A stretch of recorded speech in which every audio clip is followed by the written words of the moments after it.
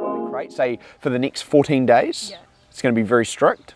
We're going to wean off that over, say, 14 days after that. So let's say we've got 2 weeks of very strict. They're going to be in the crate every time they're unattended. When they come out of the crate, I want you to put leads on them. Yeah. They don't necessarily need to be in your hand, but that gives you 6 foot of control. Yeah. So they go to jump on the furniture. Yeah. No, pull them off the furniture. That's going to give you a way to communicate to the animals what is expected. So they're going to start to see you as a leader figure. You're going to have the crate set up, then you have your lead, and you're going to bring them out on a lead, and you're just going to teach them what's expected. Yeah. Okay. One of the big things I want you to start to work on is this invasion of space. So see how they're standing on you and they're walking all over you? Big no-no. Yeah. Okay. So this one's okay with me grabbing the lead and stuff? Yeah. Yep.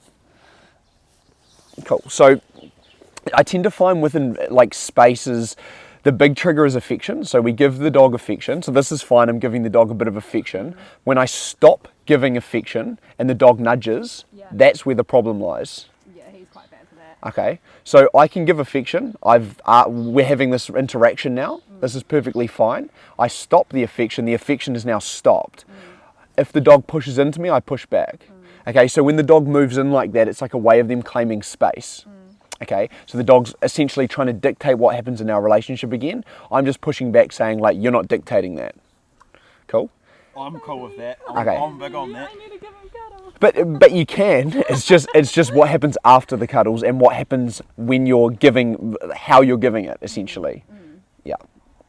Because that's going to cause these issues you're having. Yeah. Let's think 85-15 at this point. Okay, I'm never perfect. I make mistakes, but at this point when they're starting to show signs where they are becoming slightly dangerous, like it's important we take it serious because that, you know, you've got on it relatively early for like most cases I see. If you leave this say another year, now it's biting every single person it sees.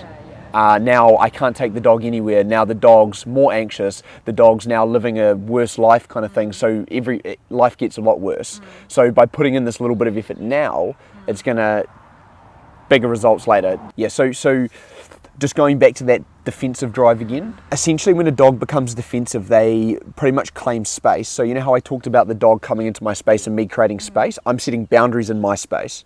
We're then setting boundaries in the space that they live in. We're also going to set boundaries in the yard and down the street, being lead walking. Okay, so it's all about boundaries. That's going to de-escalate the dog's defense drive.